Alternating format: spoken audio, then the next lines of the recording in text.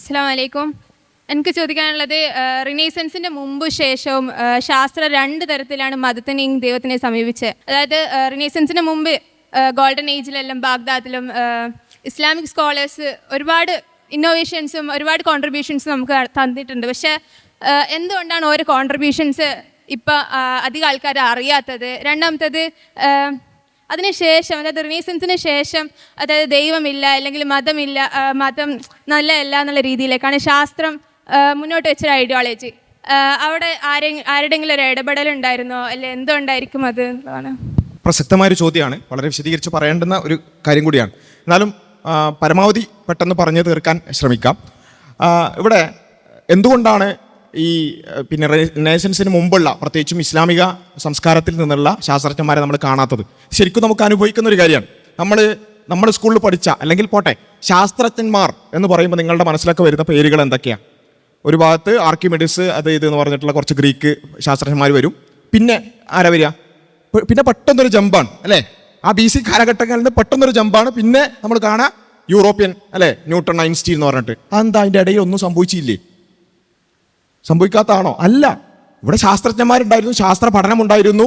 പക്ഷേ വളരെ ആസൂത്രിതമായി അതെല്ലാം, അത് ചില കൊളോണിയൽ താല്പര്യങ്ങൾ കൊണ്ടാണ് അത്തരത്തിലുള്ള സിലബസുകളിൽ അങ്ങനെ വരാതിരുന്നത്. അത് കൃത്യമായ ചില കാഴ്ചപ്പാടുകൾ മനുഷ്യന് കൊടുക്കുക എന്നുള്ള ഉദ്ദേശത്തോടു കൂടി തന്നെയാണ്. എന്നുവെച്ചാൽ ഈ യൂറോപ്യന്മാരാണ് ഒരു കൊളോണിയൽ ബേർഡൻ നമ്മൾ പറയും. യൂറോപ്യന്മാരാണ് എല്ലാ സംസ്കാരങ്ങളുടെയും പിതാക്കന്മാർ, നമ്മൾ കുറച്ച് ഇൻഫീരിയർ ആണ് എന്ന് തോന്നിപ്പിക്കാൻ കൂടി തന്നെയാണ് ഇത്തരത്തിലുള്ള ചില കൈക്രിയകൾ ചരിത്രത്തിൽ വരുത്തുന്നത്. അപ്പോൾ അവിടെ നമുക്ക് കൃത്യമായി ശാസ്ത്രം പഠിക്കാൻ, ശാസ്ത്രചരിത്രം പഠിച്ചാൽ നമുക്ക് മനസ്സിലാവും, യൂറോപ്പിന് ശാസ്ത്രം സംഭാവന ചെയ്തത് ഇസ്ലാമിക സംസ്കാരമാണ്. ഇപ്പോൾ ഇബ്നു ഹൈത്തമിനെ ഒഴിവാക്കിക്കൊണ്ട് ഫിസിക്സോ അല്ലെങ്കിൽ സയന്റിഫിക് മെത്തേഡോ ഡിസ്കസ് ചെയ്യാൻ തന്നെ പറ്റൂല. കാരണം സയന്റിഫിക് മെത്തേഡ് ഇൻവെന്റ് ചെയ്തത് ആരാണ്? ഇബ്നു ഹൈത്തമാണ്. അത് കഴിഞ്ഞിട്ടേ പിന്നെ ബാക്കിയൊക്കെ ഉള്ളൂ അല്ലേ? അതേപോലെ തന്നെ ജാബിർ ബിൻ ഹയാൻ ആണെങ്കിലും, അതുപോലെ തന്നെ ഇബ്നു നാഫിസ് ആണെന്നുണ്ടെങ്കിലും, അതുപോലെ തന്നെ മെഡിസിൻ രംഗത്തേക്ക് വരികയാണെന്നുണ്ടെങ്കിൽ മുഹമ്മദ് ബിൻ സക്കരിയ റാസി ആണെന്നുണ്ടെങ്കിലും, അൽബുക്കാസിസ് എന്നാണ് നമ്മൾ ലാറ്റിനൈസ് ചെയ്ത് വായിക്കുക, സക്കരിയ റാസി എന്നാണ് പേര്. അതേപോലെ തന്നെ ഇബ്നു സീന ആണെങ്കിലും, ഇങ്ങനെയുള്ള അനേകം ശാസ്ത്രജ്ഞന്മാർ, അവരാണ് യഥാർത്ഥത്തിൽ നമ്മൾ ഇന്ന് പഠിക്കുന്ന മിക്ക ശാസ്ത്രശാഖകളുടെയും ബേസ് ഉണ്ടാക്കിയത്.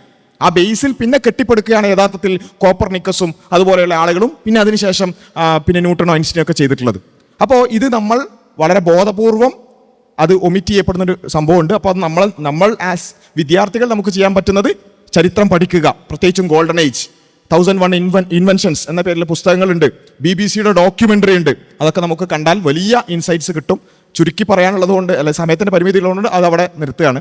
രണ്ടാമതൊരു കാര്യം, എന്തുകൊണ്ടാണ് റിനൈസൻസിന് ശേഷം സയൻസിന് ഒരു മതവിരുദ്ധം എന്ന രൂപത്തിൽ അങ്ങനെ വരാൻ കാരണം എന്താണ് എന്നുള്ളതാണ് ചോദ്യത്തിൻ്റെ ക്രക്സ് എന്നാണ് ഞാൻ മനസ്സിലാക്കുന്നത്.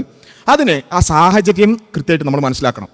ഒന്നാമത്, ഇസ്ലാമിക സംസ്കാരത്തിൽ ശാസ്ത്രം ഉണ്ടായിട്ടുണ്ട്, ഈ യൂറോപ്പിലും ശാസ്ത്രം അതിനുശേഷം പിന്നെ വന്നിട്ടുണ്ട്. ഈ രണ്ടിലും ഭയങ്കര വ്യത്യാസം നമുക്ക് കാണാൻ പറ്റുന്നുണ്ട്. ഇസ്ലാമിക സംസ്കാരത്തിൽ അവർ ശാസ്ത്രം പഠിച്ചത് മതത്തിൻ്റെ തന്നെ ഭാഗമായിട്ടായിരുന്നു. മതം തന്നെ അവരോട് പറയുകയാണെന്ത്, നിങ്ങൾ ചിന്തിക്കുക, ആലോചിക്കുക, പഠിക്കുക. നിങ്ങൾ ആലോചിക്കുന്നില്ലേ, ചിന്തിക്കുന്നില്ലേ, ആകാശത്തേക്ക് നോക്കുന്നില്ലേ, ഭൂമിയിലേക്ക് നോക്കുന്നില്ലേ, പർവ്വതങ്ങളിലേക്ക് നോക്കുന്നില്ലേ? ഇങ്ങനെ പഠിക്കുക, ചിന്തിക്കുക, ഗവേഷണം ചെയ്യുക എന്ന് പറയുന്ന ഒരു മതമാണ് അവിടെ ഉള്ളത്.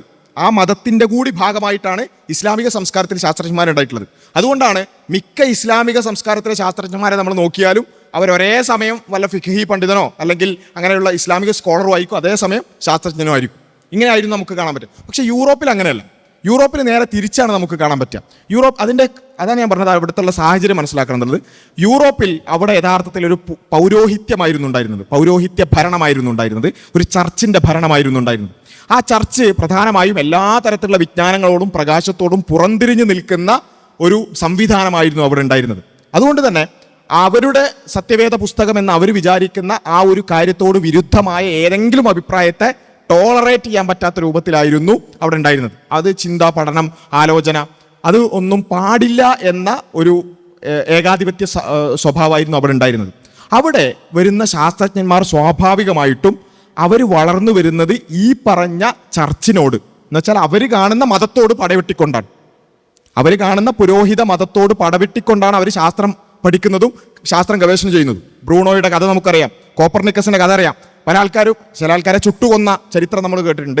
ചില ആളുകളൊക്കെ സ്വന്തം പേരിലല്ലാതെയായിരുന്നു ശാസ്ത്ര പഠനങ്ങൾ പ്രസിദ്ധീകരിച്ചത്. എന്തിനാ?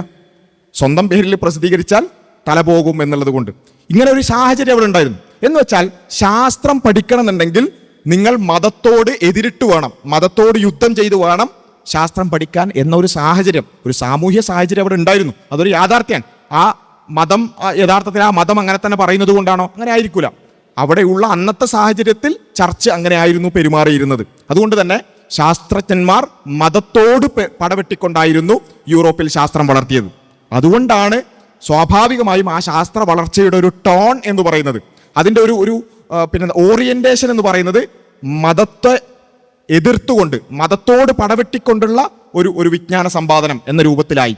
അതുകൊണ്ടാണ് യൂറോപ്പിൽ ശാസ്ത്രം വളർന്നപ്പോൾ അത് മതവിരുദ്ധം എന്ന ഒരു ഓറിയന്റേഷനിലാവുകയും, എന്നാൽ ഇസ്ലാമിക സംസ്കൃതിയിൽ അല്ലെങ്കിൽ ഇസ്ലാമിക സംസ്കാരത്തിൽ ശാസ്ത്രം വളർന്നപ്പോൾ അത് മതത്തിൻ്റെ ഭാഗമായി വളർന്നതും അതുകൊണ്ടാണ്. ഈ രണ്ട് ഭാഗത്തുള്ള ഒരു സാഹചര്യങ്ങളിലെ വ്യത്യാസം കൊണ്ടാണ് എന്നുള്ളതാണ് പറയാനുള്ളത്.